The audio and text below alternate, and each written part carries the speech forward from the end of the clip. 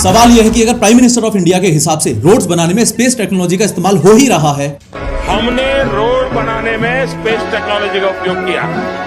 Space technology से photography होती है, मॉनिटरिंग होता है। तो इन रोडों का इस्तेमाल करते वक्त हम देशवासियों को रत्ती भर भी एहसास क्यों नहीं हो रहा है कि इन घटिया रोडों को बनाने में स्पेस टेक्नोलॉजी का 1% भी यूज हुआ होगा। प्रोफेसर अफवाह को फॉलो करके 3D एनिमेशन की मदद से इस बात को समझो कि स्पेस टेक्नोलॉजी से रोड बनाने वाले कॉन्सेप्ट के अराउंड बहुत खतरनाक कंफ्यूजन हो चुका है। हर साल बारिश के बाद आपके देश की सड़कें आम जनता के लिए इस्तेमाल करने के लिए बच पाएंगी या नहीं, ये मेनली सिर्फ 2 फैक्टर्स पे ही डिपेंड करता है। एक तो ड्रेनेज सिस्टम और दूसरा मटेरियल क्वालिटी। सिंपल सा कॉन्सेप्ट ये है कि घटिया ड्रेनेज सिस्टम की वजह से जब पानी का निकास नहीं हो पाता तो पानी रोड के नीचे घुस जाता है और रोड के अंदर की लेयर्स जैसे कि बिटुमेन, सॉइल बेस एक्सेट्रा, जो हाई करप्शन और पैसा बचाने के कारण घटिया क्वालिटी मटेरियल से बनी होती हैं, उनको कमजोर कर देता है। और फिर जब इन्हीं खोखली रोड्स पे ट्रक्स और कार्स चलते हैं तो लोड से वो लेयर हिल जाती है और सड़कों में गड्ढे हो जाते हैं। सिंपल पॉइंट ये है कि देश के ड्रेनेज सिस्टम को इंप्रूव करने में और जो थर्ड क्लास मटेरियल जमीन पर रोड कंस्ट्रक्शन में यूज हो रहा है, यानी कि जो 2 मोस्ट इंपोर्टेंट फैक्टर्स घटिया रोड्स के लिए रिस्पॉन्सिबल हैं, उनमें तो स्पेस टेक्नोलॉजी का कोई इस्तेमाल हो ही नहीं रहा है। स्पेस टेक्नोलॉजी का यूज रोड्स बनाने में हुआ तो है, पर सिर्फ सैटेलाइट से ऊपर आसमान से मैपिंग और मॉनिटरिंग तक, जैसे रोड का अलाइनमेंट, पहाड़, नदी, जंगल का डेटा और कंस्ट्रक्शन के टाइम ड्रोन से प्रोग्रेस चेक करना। ये कोई नई चीज नहीं है। दुनिया भर की सरकारें हाईवे बनाते वक्त अपनी स्पेस एजेंसी से डेटा लेती ही हैं। तो स्पेस टेक्नोलॉजी का यूज ऊपर से सिर्फ प्लानिंग में हो रहा है। ग्राउंड लेवल पर तो करप्शन और घटिया क्वालिटी का माल मटेरियल